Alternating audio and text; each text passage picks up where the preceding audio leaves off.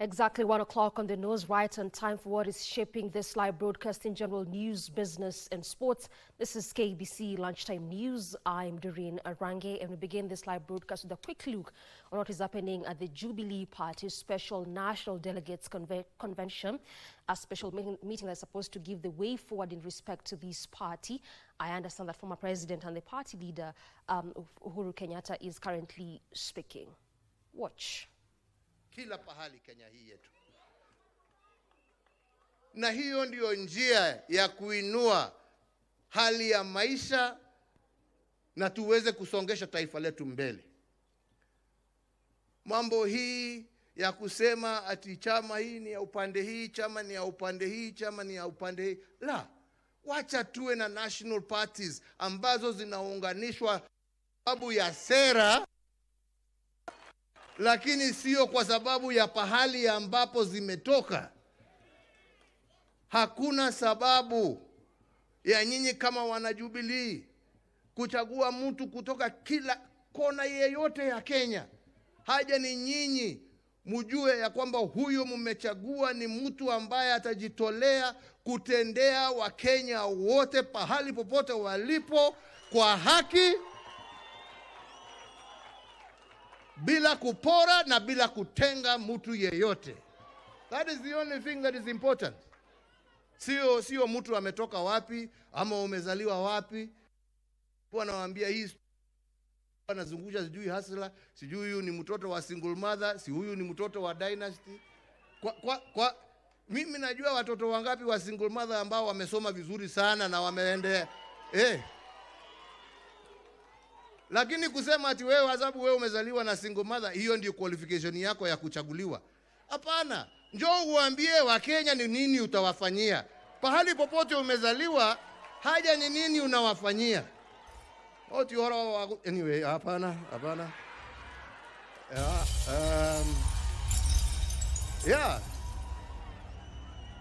Kila mtoto, uwe umezaliwa kwa nyumba ya matope, uwe umezaliwa kwa nyumba ya dhahabu, kila mtu ako na nafasi ya kuongoza taifa hili letu la Kenya. Haja ni apatiwe nafasi. Na tunataka sisi iwe chama chetu cha Jubilee ndicho kitapatia Wakenya wote bila kubagua nafasi ya uongozi katika taifa letu la Kenya. Na hiyo ndio lengo letu. Na hiyo ndio nimesema, na nitahakikisha mimi nimesimamia hiyo process mpaka mwisho. Na ndio zile shida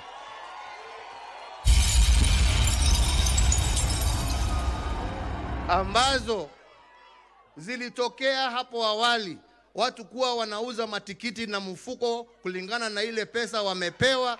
Hiyo system imeisha. Transparency itakuweko in all the processes that we shall follow. Na mtu kama ni kiti unataka, wenye viti ni hawa,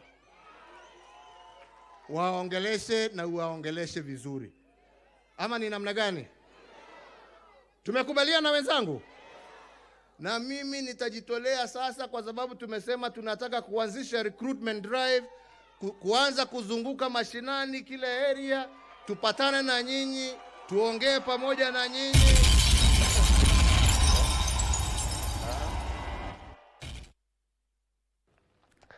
Former President there, Uhuru Kenyatta, just chairing the National Delegates Convention here in Nairobi, a special meeting that is supposed to give the way forward in respect to the Jubilee Party. This just coming in after years of internal wrangles, and also members present there just looking for his guidance with respect to the 2027 general elections. Our very own John Jacob Kuria is our eyes and ears on the ground there, and he will momentarily give us an update of how this meeting will have transpired.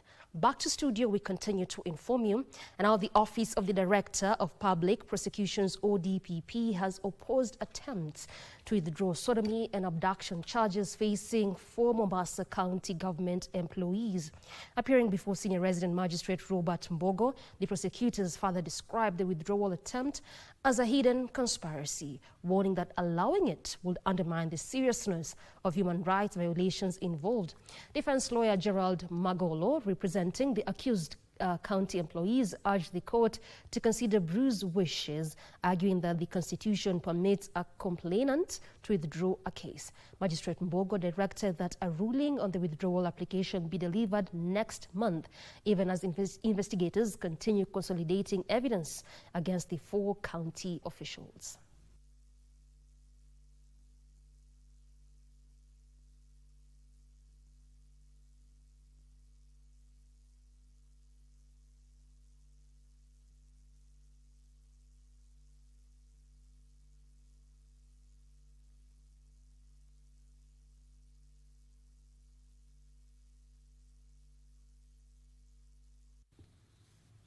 Elsewhere, the county government of Kajiado, in conjunction with KCB Foundation, has sponsored 800 youth from needy families to pursue short courses in vocational training centers across the county at a cost of 40 million shillings. The move is aimed at motivating youth across the country to embrace vocational training courses and create self-employment opportunities. According to education stakeholders, the misconception that white-collar jobs pay more and are prestigious have hampered vulnerable youth from joining vocational training institutions, a setback that has contributed to high unemployment levels. Who have come out of school, have come out of university, diploma colleges, defense, and many other institutions do not have jobs. And this program will, in the long run, will try to solve that issue of unemployment. We know there is 3 months technical training, but there's also 3 months internship. So nawaambia kwamba you focus and ensure that you complete your studies and do the NITA certification that is required. Deaf blindness, a rare condition affecting both hearing and sight, continues to challenge thousands of affected Kenyans in accessing information and essential support. A major step has been taken to address this gap. Sense International has launched a global deaf blindness resource hub here in Nairobi, offering digital tools and resources to persons with disabilities, their families, caregivers and professionals. The launch as the country marks Deaf Awareness Week in Kenya, with stakeholders calling for greater inclusivity, innovation and access to information for persons living with deaf blindness. We are now launching a digital resource hub that will contain very important resource materials for parents, for teachers, for policymakers, and even persons that are deaf-blind, to access very key information that will go in terms of helping them improve on their economic well-being, social well-being, and even educational outcomes. This is a resource hub, and therefore all stakeholders have a special relationship in terms of giving and taking from the hub. As much as the government has got all this goodwill, we've got a big gap in terms of implementation. I would say private actors have come up in their own ways to make their workplaces inclusive.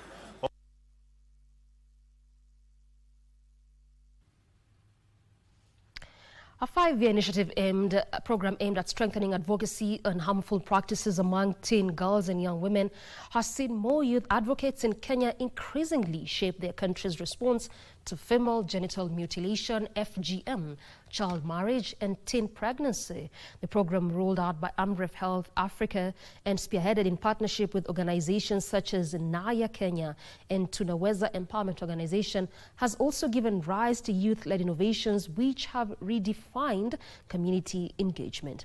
Speaking in Kisumu during the closing meeting for the project, Vincent Mwita of Tunaweza Empowerment Organization recalled how limited youth involvement once was with the narrative, having changed over the past 5 years. The project was supported by the Dutch Ministry of Foreign Trade and Development. County, but we cannot compare it from 5 years ago. There are a number of dynamics that have really changed, and we used to see emerging trends like of FGM, like the cross-border. But with the onset of Power to Youth and putting resources in terms of engagement at the cross-border, we've ensured that we are having a very strong, active technical working group. Kajiado County, whereby we have a high rate of FGM, child marriage and teenage pregnancies. It has helped in the implementation and dissemination of the Kajiado County anti-FGM policy. And this policy has really helped us in tackling what we call the cross-border FGM that is happening in the border of Loitoktok and Tarakea, that is in Tanzanian side. Homa Bay County, we are always at the top when it comes to teen pregnancies. So this project came in to help us build our capacity to influence and also ensure that the budgets are speaking to what the people are really going through at the grassroots level.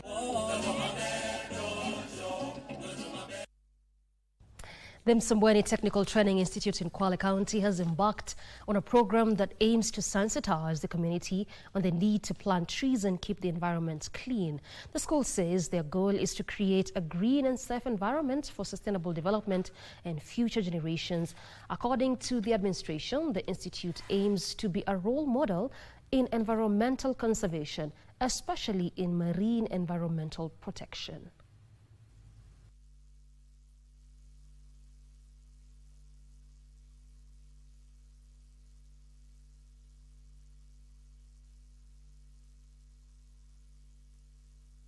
Tunazingatia sana greening kwa sababu tunajua umuhimu wa mazingira safi kwa ajili ya mwananchi na pia kwa ajili ya kisasi kijao. Tunatunza mazingira si kwa sababu yetu peke yetu, but we are doing it as a long-term endeavor so that our children and our children's children can enjoy the resources that we have enjoyed to date.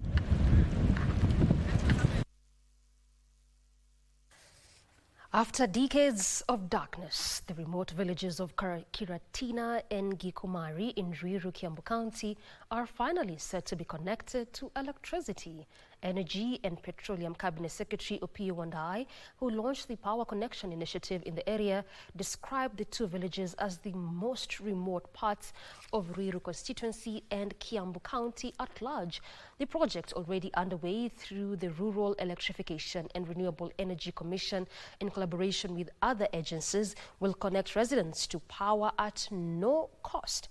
Wandayi, who was accompanied by Ruiru MP Simon Kingara, also announced that the ministry plans to extend similar connections across the entire county. Ya maendeleo hasa mambo ya nguvu ya umeme au stima. Kwa sababu stima sio starehe, stima itawezesha watoto wetu kusoma, si ndio? Mchana na usiku. Stima itawezesha wamama, wazee na vijana kuanzisha biashara mbalimbali ambazo zinahitaji stima ili mpate mapato na uchumi unike. Jambo la muhimu vile vile, tumesikia maombi yenu kuhusu mambo ya barabara, mambo ya maji na mambo mengi sana. Mimi nina hakika ya kwamba serikali kuu itashughulikia haya maneno.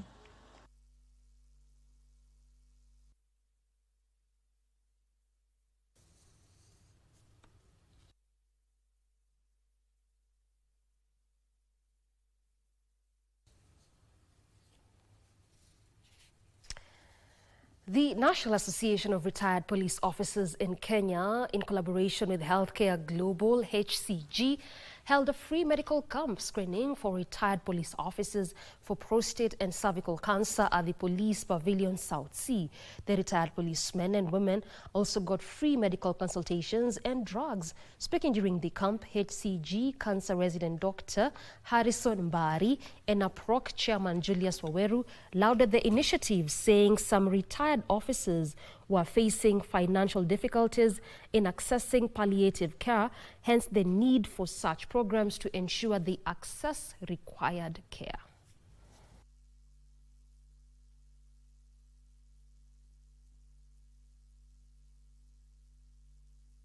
Early detection of cancer actually makes cancers treatable.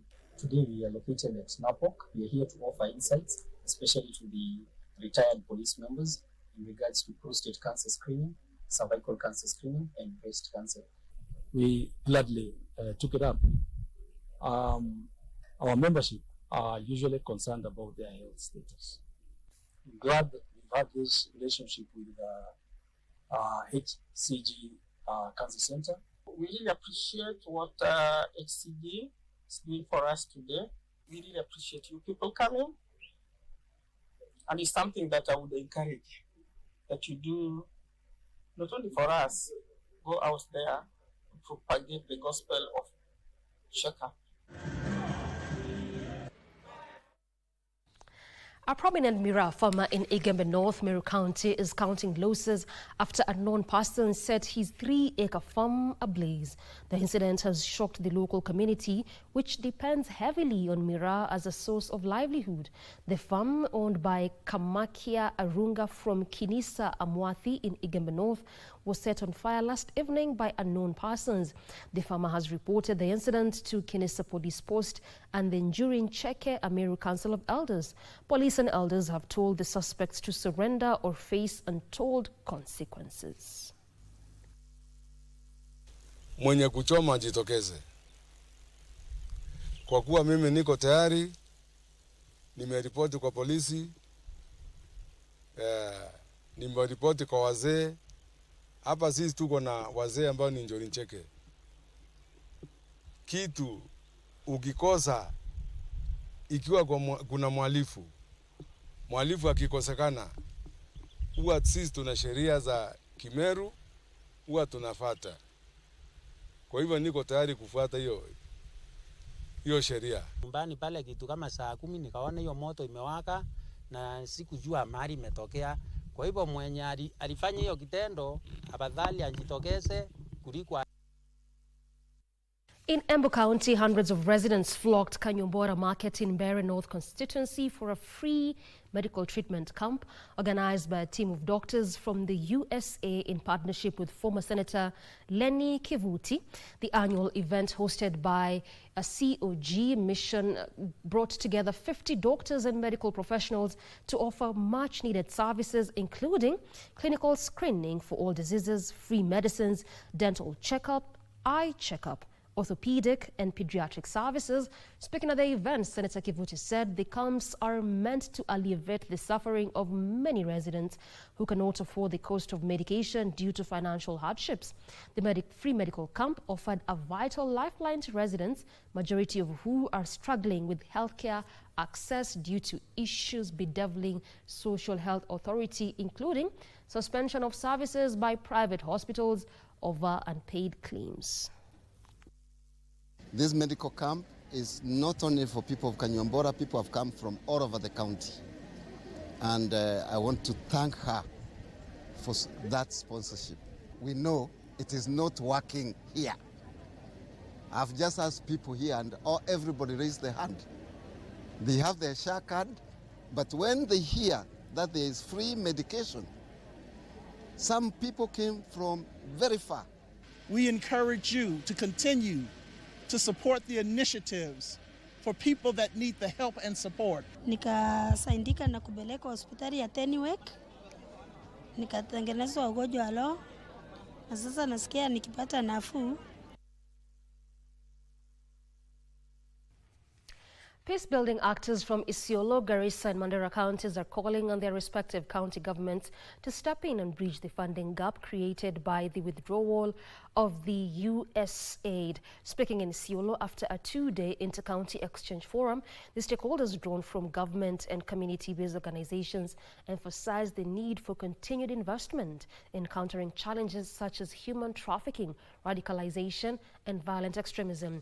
Isiolo Interfaith Network Chairperson Sheikh Ahmed said urged both national and county governments to prioritize peace initiatives, stressing that security and the fight against social ills require collective responsibility from all Kenyans. Leo hapa ni practitioners kutoka hii region yetu ya Northern Kenya wameweza kujumuika ku take stock of the work that they've been doing over a period of time.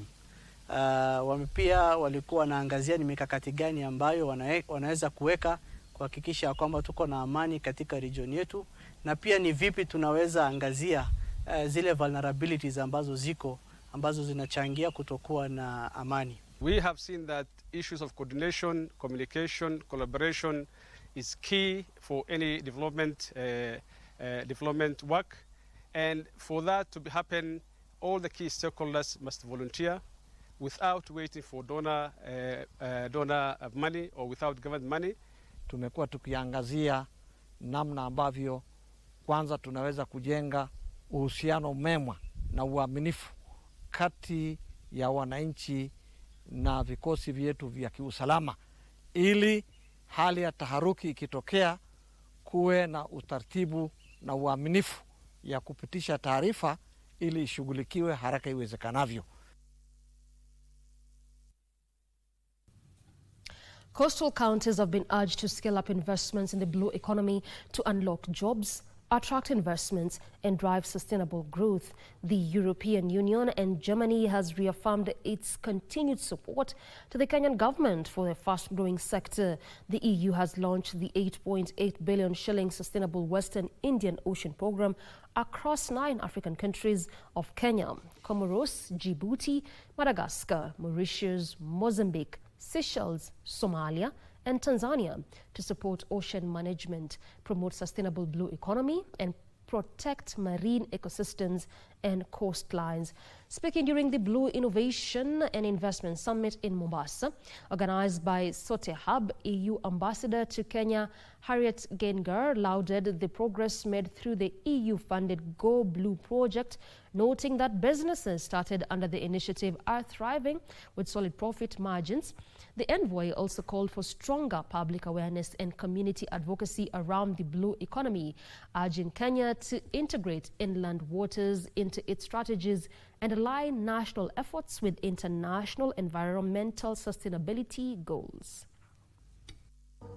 Kenya can export rather, to the European Union fresh fish, duty-free, quota-free. And the EU is maybe the biggest demander for fresh fish in the world. So here you have an endless potential of a market that is increasing. And the European Union was committing 152 billion Kenyan shillings to life undersea. Can we kindly Architects and the construction industry leaders are calling for urgent interventions to make the country's towns and cities livable, warning that rapid urban growth is now pushing millions of urban dwellers into daily struggles. According to Architectural Association of Kenya, poor planning and inadequate infrastructure continue to undermine the quality of life for ordinary residents, especially in the urban areas. Population projected to rise in the coming years. Experts in the construction industry are warning that unless urgent interventions are made, millions of Kenyans will continue to bear the brunt of poor planning and overstretched infrastructure. The urban areas are not waiting for the city managers to do their job. It is growing, and that is creating a lot of pressure, which is actually costing us in terms of, for example, in a city like Nairobi, which is experiencing sprawl. It's actually spreading out because people are looking for cheaper land outside. Proactive and green spaces we are losing today. When we were growing up, we had grounds we could play on in the neighborhood. Those grounds have been replaced with 25-story buildings and 14, 15-story buildings. So we are losing the green spaces. Speaking during the signing of a memorandum of understanding between the Architectural Association of Kenya and Crown Paints, the association's president, George Ndege, called for urgent policy reforms at the levels of the devolved units to ease the pressures of rapid urban growth in the country. It's the mandate of the city managers, the county government, to put together detailed policy to the level of plans, to the level of street-level urban design solutions, which then, because of the statutory provisions, the stakeholders, like developers, like consultants, like financiers, like suppliers, and even the citizenry can be able to work to work with. The mushrooming of informal settlements in cities and towns is yet another challenge that has left many Kenyans struggling with sanitation and poor housing. The stakeholders supported the upscaling of affordable housing to improve the quality of life among urban residents. We need to provide housing that is adequate, that is dignified, so that they become productive. This is a critical population of people that are working and building the nation. So they need to live in a better dignified space. On his part, Crown Paints Group Chief Operations Officer Richard Muturi reiterated the crucial role of partnerships between professionals and the private sector in transforming city spaces. That brings a completely different dynamic in terms of the products that we are coming up with to provide a solution to affordable housing. And that's where now you can understand now and see where those partnerships come from and why important they're so important. And we've been able to be specified for affordable housing because we are meeting the solution and not just the product. The pact between the two organizations is set to cement key areas of cooperation, not only in business, but also in advancing corporate social responsibility, including nurturing emerging skills in the construction sector. John Kahiro for Lunchtime News. President William Ruto has sealed a historic clean energy, electric mobility, green infrastructure and climate-smart agriculture agreement with the state of California, opening a new chapter in global climate and economic cooperation. Under the agreement, of Center of Excellence on Clean Transport Systems in Africa will be constructed in Kenya and will spearhead innovation, technology transfer and knowledge exchange across the continent.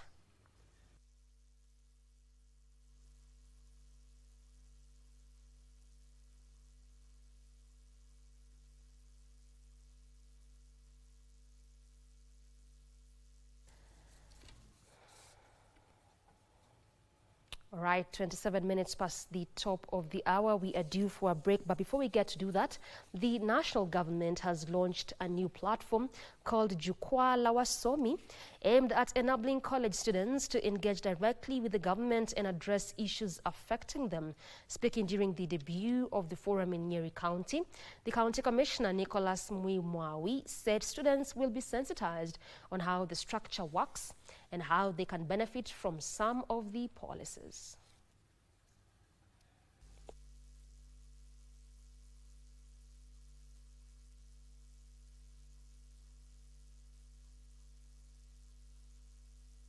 In our next engagement, we are going to bring more departmental heads who can articulate on different issues as per what their ministries or departments and agencies are doing, so that it can also be a way of mentoring our university students, so that as they complete their learning process, they can also get to know what careers can they build on and how to get to public service. We are going to engage our university counselors.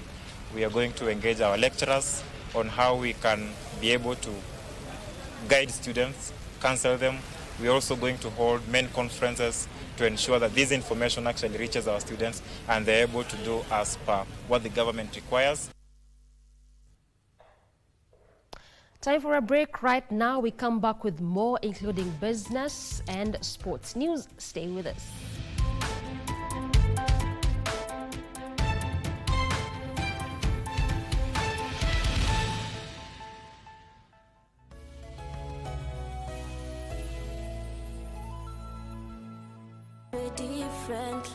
Using persons with disabilities to get funds for personal use is inappropriate. To ensure that we are included, not just at the table, not just being given a seat at the table, but also being given the power to lead.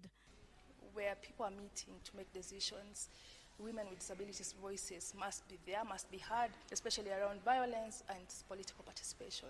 Mi kukua caregiver na niko na mtoto mlemavu ni kujituma tu. Tuko mbioni, tunajaribu sana kuhakikisha na kuonyesha wenzetu ya kwamba ulemavu si hukumu.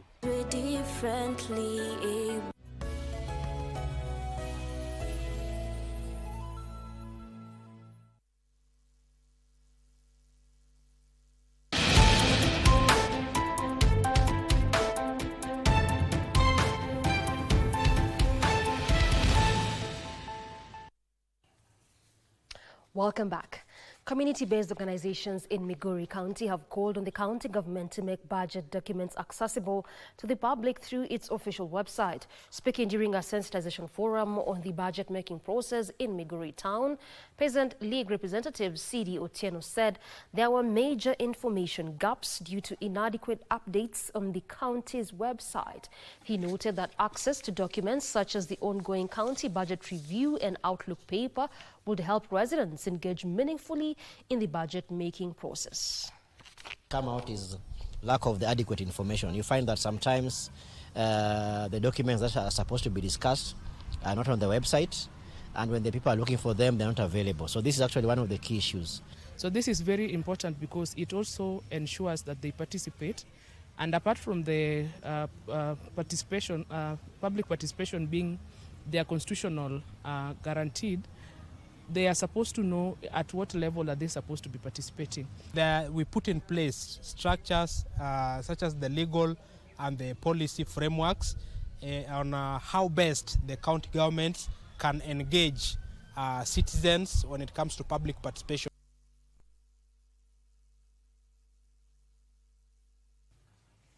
The construction of the 350 million shillings Amoni market in Busia County that had stalled due to controversy surrounding the land was being constructed on is now set to resume after the matter was resolved.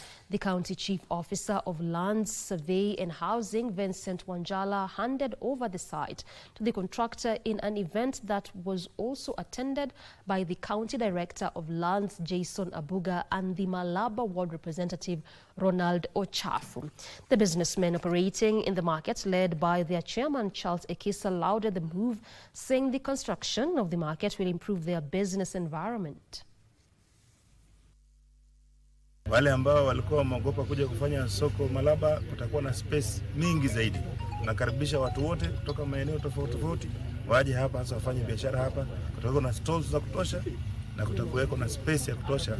Hili soko naenda kuinua hadhi ya uchumi na kuinua hadhi ya biashara ya kina mama na vijana, na tunanuia kuona kwamba wananchi wa nchi jirani watakuja kufanya biashara kwa fujo na kuimarisha uchumi wetu kama wakazi wa Malaba ya Kati. Hatukukuwa na pali penye tunaweza kujikinga mvua ikinyesha. Sasa niko na manufaa kubwa sana hii market ikikuja hapa, model yenye yani tumeonyeshwa, yani tunabombea tu juu. Wanafanya biashara kwa barabara. Wakati soko hili litakamilika, kila mtu atapata nafasi hapa ndani, so that tuwe pamoja. Residents in Nyandarua County want the government to stem the wanton destruction of forest in the region. The residents say the runaway logging has left the environment on the brink, and even as roads are becoming impassable. Aaron Marie has the details. Getting through roads and portals swallowing up and tarmacked ones. Residents here in Nyandarua say heavy timber trucks are to blame, ferrying logs from nearby forest at the expense of infrastructure and livelihoods. Kinangop as a farming area and one of the bread baskets of this country. Our farmers will not be able to take their milk to the market. Our farmers will not be able to take their farm produce to the market. And even the business people who go to Nairobi to get inputs and produce and bring it here in Kinangop, we are going to have a major problem. So everybody in Kinangop is going to get affected when this road is destroyed. The grievances stretch beyond roads. Local in Jambini, who live next to Sasumwa Dam, a key water supply for Nairobi, says they remain custodians without benefits. We want to challenge our leaders who are in parliament. Go there in parliament and make sure we have laws that if the natural resources of Kinangop are being taken away, we have like 40% that is remaining in Kinangop to develop Kinangop. Even our water in Sasumwa Dam, it is that water is consumed in Nairobi. But what do we get as people from Kinangop? Despite assurances, residents remain unconvinced, demanding transparency and accountability in forest management and a fair share of the resources harvested from their land. The access to these plantations is through open tendering system. We are no longer doing allocations. This removes subjectivity and ensures there is efficiency and also fairness. Ningeomba serikali yetu kuanzia sasa. Ijaribu vile itawasafanya kuona ya kwamba hakuna uharibifu wa misitu, kwa sababu sisi tunapoendelea kujaribu kuongezea ni wengine wanaendelea kumalizia. So hii ni changamoto, na sisi wenyewe, mimi kama mmoja wa mwana mazingira nakuwa na huzuni kidogo. Aaron Marie for Lunchtime News.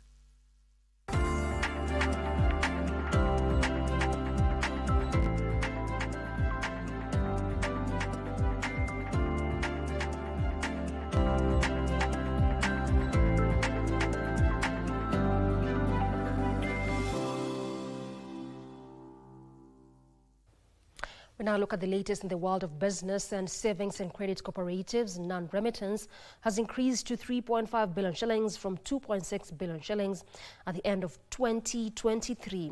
National and county governments and public universities are the biggest defaulters, with some SACCOs grappling with reduced capital due to non-remittance. Savings and Credit Cooperative Societies' total assets crossed the 1 trillion mark last year. This was partly due to increased deposits that grew to a record 806.37 billion shillings from 7 million members. However, the SACCO Society Regulatory Authority says non-remittance has slowed down deposits, with cash owed to SACCOs increased to 3.5 billion shillings from 2.6 billion shillings in 2023. We have within the report suggested additional policy engagements that perhaps, and in view of outstanding remittances from government entities, we could work hand in hand with the National Treasury to see then that these recoveries are made at source, and that is a conversation that is ongoing. This has also affected the SACCO's loan book as members fail to service the loans. This has seriously undermined the financial stability of these affected SACCOs, resulting in their inability to meet the obligation of members. It also impairs the capacity of the affected members to access financial services and products from their respective SACCOs. Government institutions, universities and devolved units are the biggest defaulters. It is our anticipation that the Cooperative Bill 2024 will be fast-tracked in order to provide long-term solution to the affected SACCOs. Alan Oko, Lunchtime News. Certified water technicians have been encouraged to adopt artificial intelligence in their undertakings to easily access markets and streamline their operations. Davies and Short-Lived Service Manager Charles Kebaso says the company has launched an AI-powered mobile application that offers 2 technical support services in water systems. The platform is designed to match customers with certified technicians in their localities, with the AI tools allowing customers to describe their issues through text, voice, photos, or video.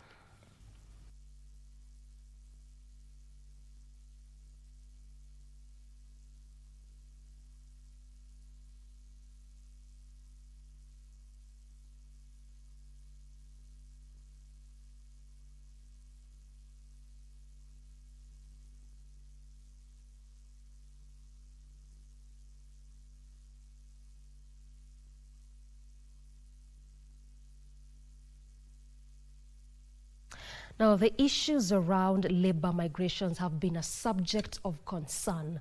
It's against this backdrop that my colleague Betty Kiptum had a sit-down with Ida Awel, who is the Chief Technical Advisor at the International Labour Organization Better Regional Migration Management program, to discuss issues around labor migration with a specific interest on safety, protection of workers abroad, as well as fair recruitment practices as it pertains to the migration of those seeking jobs abroad.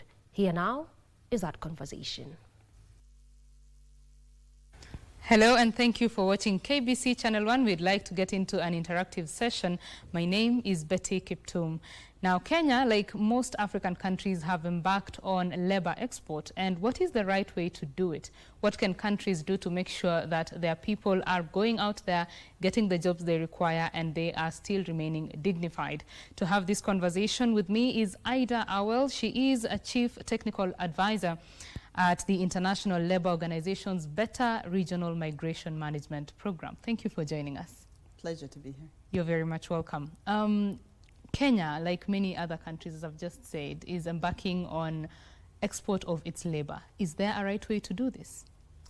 Definitely. Actually, labor migration needs to be managed properly so that the migrants workers are protected, but as well as remittance coming back in the country will contribute to sustainable development in the country of origin as well. So yes, having the right policy in place is one of the first critical aspect, which is good to know that Kenya have already adopted a labor migration policy. So it's a very positive forward. Then we also have to capacitate the migrants.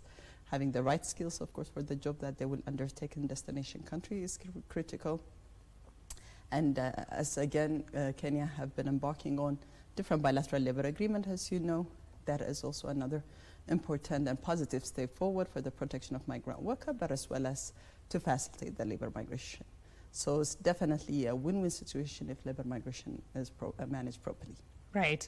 Let's talk more about the skilling bit of it, because Kenya has a very tech-savvy population, and the government has been going into a technical vocational training to equip its people with more skills. What more can be done to equip them better so that they are right for the export market?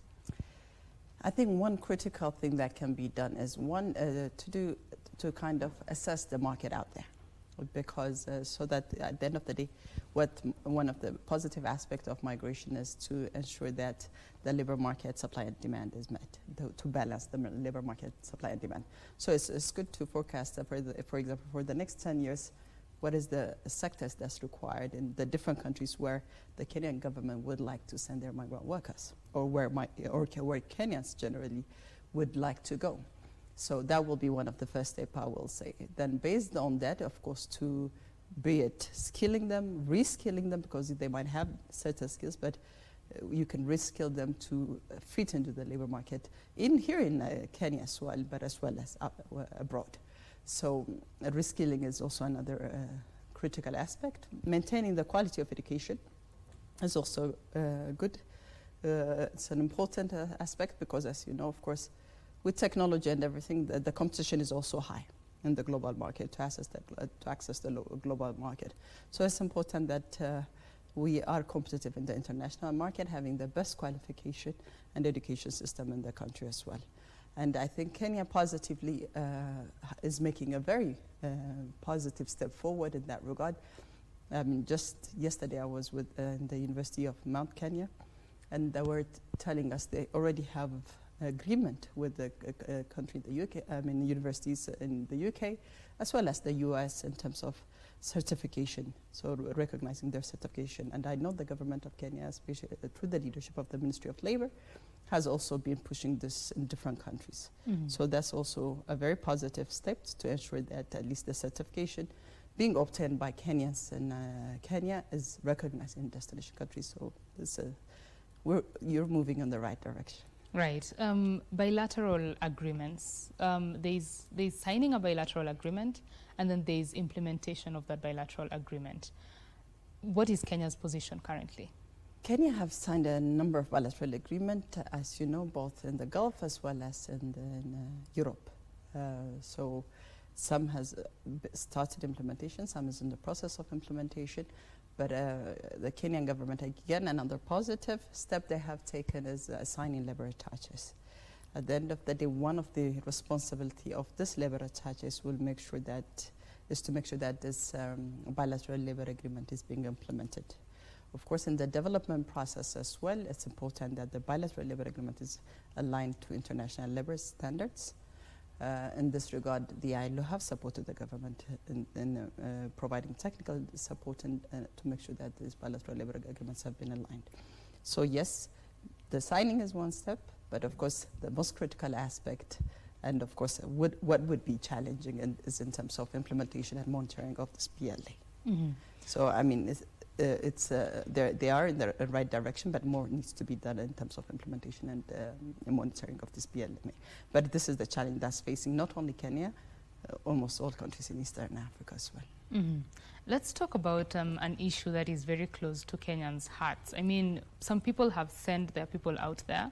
Some have come back in coffins. Others have come back with allegations of abuse while working in these foreign countries. What is the ILO doing to better the situation for these immigrants who are working?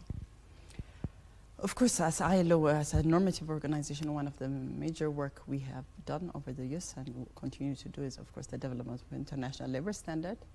And we have, I mean, all international labor standards do apply to migrant workers. So, of course, as you know, the international labor standard looks at rights, protection issues, wage issues, working hours. So we have over 190 conventions globally.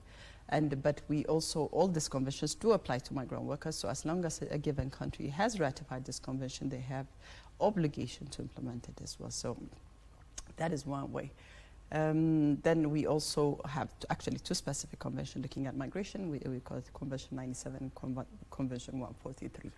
Moreover, for migrants going out of Kenya, and not only Kenya, and from East Africa generally, of course, the Gulf is mostly concentrated in the domestic work sector, as you know. And we do have specific convention to protect the rights of the domestic worker. We have Convention 189, which looks at domestic workers. So we do promote the ratification of this convention, both from the country of origin side, but as well as from the country of destination side. At the end of the day, of course, as a country of origin, I think it's critical you practice what you preach as well. When you're trying to protect your citizens abroad, you also have to protect the rights of other citizens in your country. So we do promote that. And for Kenya, actually, they have ratified both conventions, the Migration Convention, both 97 and 143. So that's a very plus. So that's one of the work of the ILO. And when there is a concern, and when, of course, at the end of the day, the ILO have a supervisory body as well. So when there's a concern by government or workers, employers, as you know, ILO is a tripartite organization, they can file a complaint. So if the ILO will do the necessary due diligence in terms of assessing what the situation is. But of course, as I said, the complaint, because there is reporting required from every country once you ratify a convention. So when there's issues and the concern that is being raised by the supervisory body, the ILO will do that investigation and see, and of course discuss with the relevant government to make sure that this is ratified. Let's talk about rectified, more like. Right. Thank you so much for your comment on that. Let's talk about the regional labor mobility frameworks. Of course, 1.4 billion people on the continent, on the African continent, and that is a market that is increasingly working towards making more people, work across countries, work across regions to build the economy. So how can we enhance these mobility frameworks? I think if you look at it from like 10 years, 20 years back in the line, we're doing pretty well. Of course, there's a lot of mobility framework in the continent. We do have, of course, in particular for Kenya, we have the EAC, the EAC Common Market Protocol, which has been signed since 2010 and has been implemented actually. That's why you can easily, freely move around the East Africa regions, which some of us doesn't have the luxury to do so. But Kenya is also a member, of course, of IGAD. And IGAD have also developed a free movement protocol, I believe it was in 2021.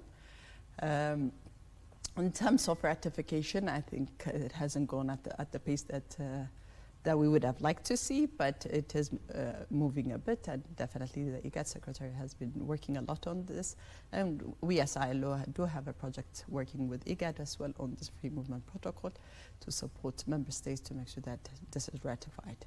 So it's ratification and implementation is not always going at a fast pace, but at least we do have the relevant protocols. But beyond, I think, our region in Eastern Horn of Africa, we also have the AU Free Movement Protocol. So our hope, inshallah, in 2063, as you know, we have the Agenda 2063, this would have been adapted by all member states, and we all will be moving and establishing ourselves anywhere in the continent. Right. As we come to a close of the conversation, what would be your rallying call to different stakeholders to support labor migration? Okay, thank you. I think this is important. I think for different, when it comes to labor migration, there's different stakeholders involved. Of course, first is the government putting in place the right policies. And ongoing, because the issue of labor migration is dynamic, so the need for ongoingly updating these policies as they see fit, but also making sure that it's aligned to international labor standards. The other is ratification of relevant conventions and harmonization of policies as well, because sometimes policy and education need to talk to the labor law, to the employment policy, so that there's a need for harmonization of policies as well. I think that's the major role, of course, not only developing the policy, but make sure that it's being implemented as well and developing the right laws in the country as well. I think for I will say employment agencies, what I will advise is to make sure that they do, because we do have fair recruitment practices is critical. So it's to implement fair recruitment practices in their processes. Of course, they're business entities. We understand they're there to make profit as well, but we're not talking about commodities here. We're talking about human beings. So let's treat them with dignity and what do you call it? Operate within the ambit of the law of the country, but as well as international labor standards and fair recruitment practices. But most importantly, for the migrants themselves, workers. One is enhance your skills so that you're competitive in the international market. But the other thing I think is critical is if you have to go, it's your right. Mobility is a right? But make sure you migrate regularly. So we have to be very cautious in terms of irregular migration, especially nowadays we see a lot of scamming through technology, internet, as you know. With all the positive aspect that comes with internet, there's also a negative aspect. So please be cautious, especially the youth. Be cautious, make sure that you get the verified information, the right information from the relevant sources, such as government, like the National Employment Authority and others, so that when you migrate, your rights are protected. And my other message for migrants is, even, God forbid, you're in a situation in irregular status in a destination country, you do have rights. Before you're migrants, you're a human being, so every human being has a right. So make sure you know your rights before you migrate.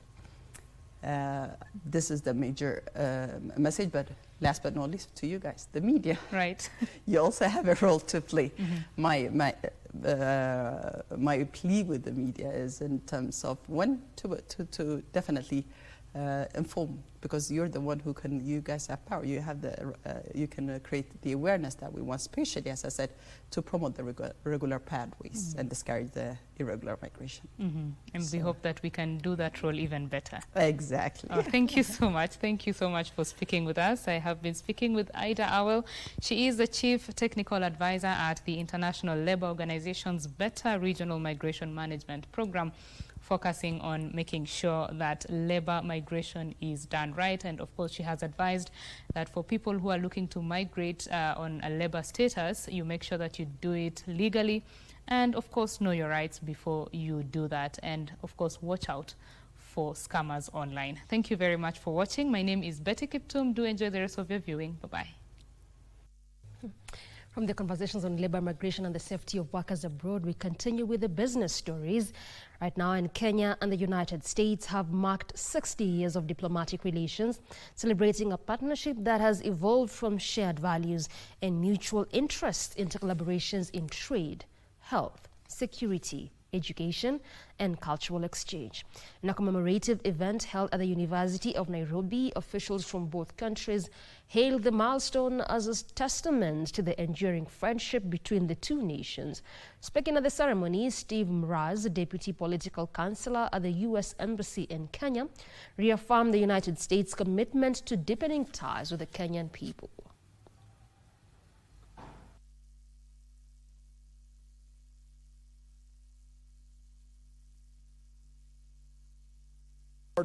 So I think we'll continue to work as an embassy to be conveners. I happen to work for the government.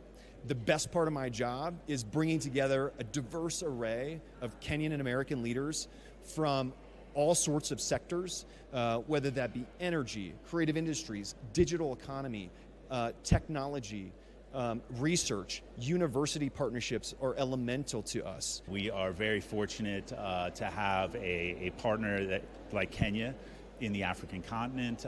We are immensely grateful for the contribution Kenya makes to the ongoing Haiti mission with the over 700 police officers that are deployed there. It underscores not just the role that Kenya plays in the region, but throughout the world as an exporter of peace and security. And just what you do.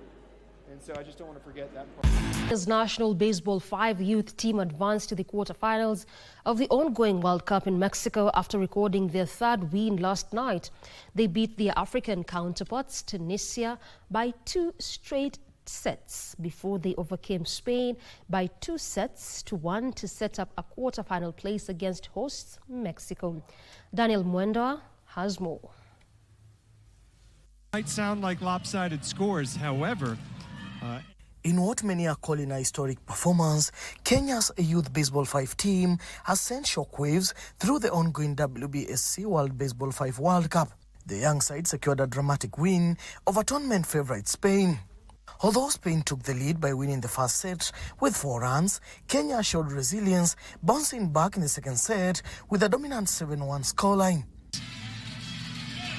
Kenya already off to a good start here in... With momentum on their side, the Kenyan squad sealed the deal in the third set, outplaying the Spanish and booking a spot in the playoff round. It has been good. At least we've come and we've exposed ourselves. We've come to know different people, interacted with many people. I can say just a nice... In the playoffs, Kenya faced off against Tunisia and once again proved the mental.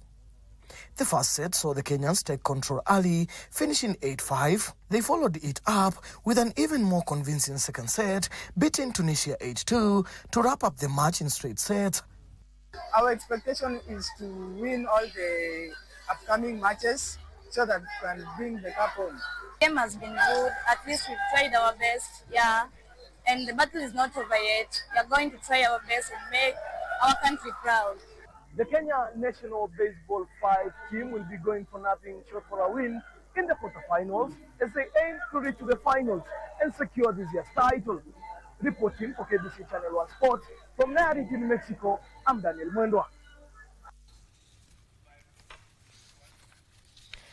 Meru County has been confirmed as the host of the 6th edition of the County Assembly Sports Association CASA game slated for the 25th of October to the 1st of November this year.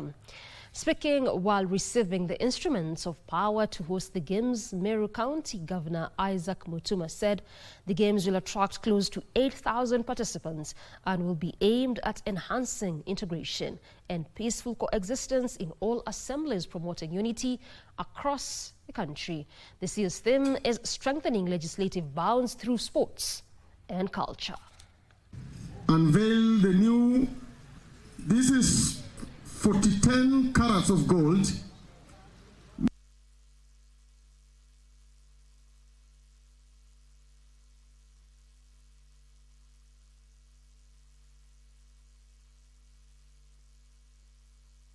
The 6th edition, I'm proud to say our speaker, Ayub, my colleague in CAF, will be hosting us for the next 1 year. Honorable Speaker, the incoming patron, an outgoing patron, you've been good to us as CASA.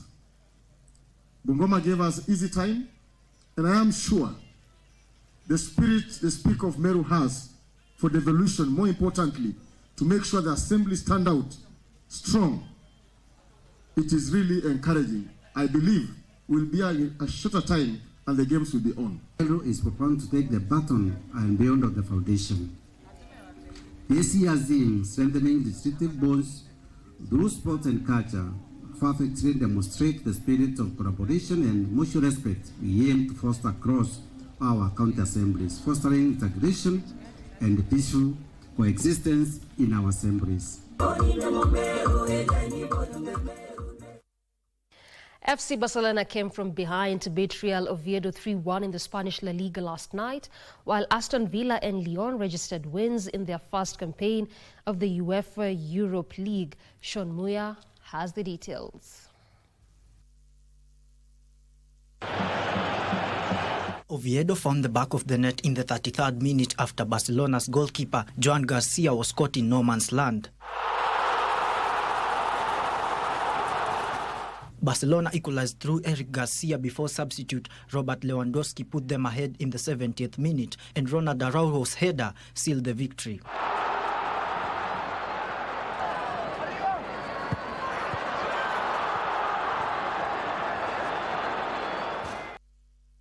That's all the time we had for you this afternoon. Time for me to exit, sit down for the next program. This has been KBC Lunchtime News. I'm Doreen Arange. Caroline Joroge has been our sign language interpreter. Good afternoon.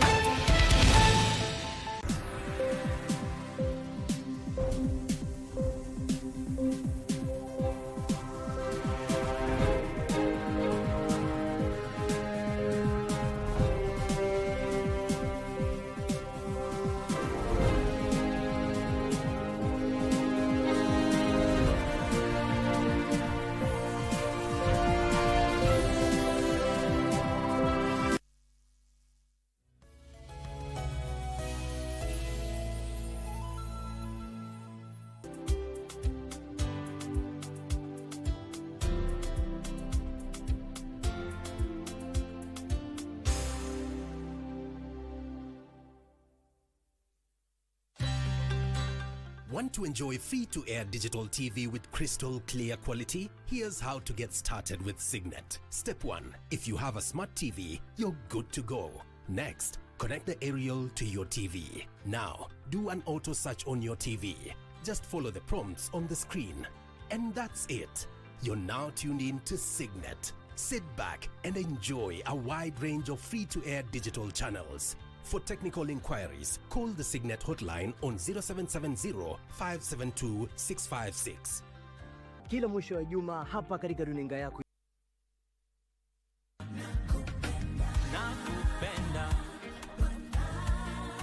If you're running a church, don't even think of setting up a school, because as early as 2030, 2032, the most lucrative business, quote and unquote, will be mental health wellness centers. What I'm seeing in the Bible is, tell the righteous, it shall be well with them.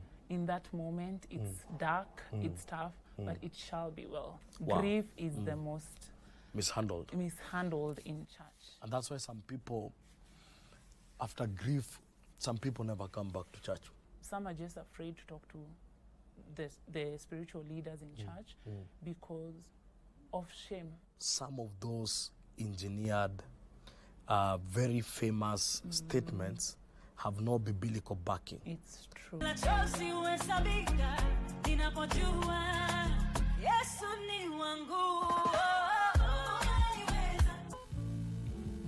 Ni nini?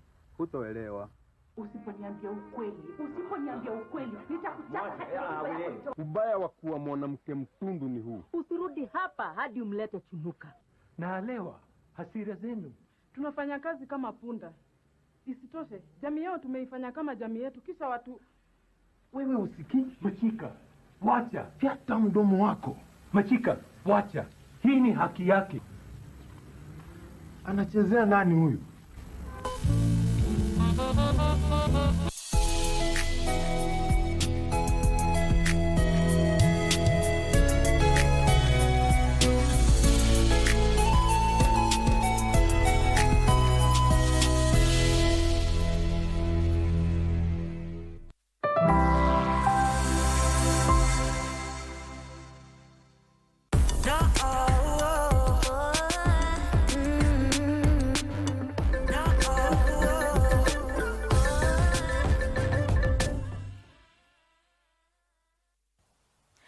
Pollution comes in various forms and impacts on the land, the sea, and the air. Welcome to Echo Africa. On this edition, we'll be looking at ancient and state-of-the-art approaches to making our planet a cleaner one. I'm Malama Mukonde in Lusaka, Zambia, and co-hosting this edition with me is my co-host, Chris Ilems in Lagos, Nigeria. Thanks so much, Malama. And without further ado, let's see what this week's show has in store for you. Technology aids coral reef conservation. How an artist is turning plastic waste into museum exhibits. And in Uganda, why sacred sites are sanctuaries of biodiversity. To Kenya and a global threat to marine ecosystems. Long after they've served their purpose, discarded fishing nets continue to haunt our oceans.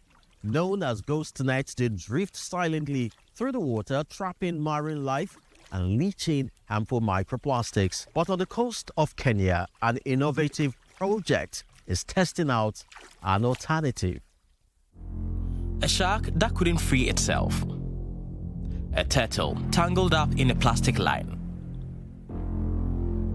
Birds dead in nets. Fishing equipment all too often becomes a death trap for other animals, and lost nets also disintegrate into microplastic. Some 30 million tons of plastic waste ends up in the world's ocean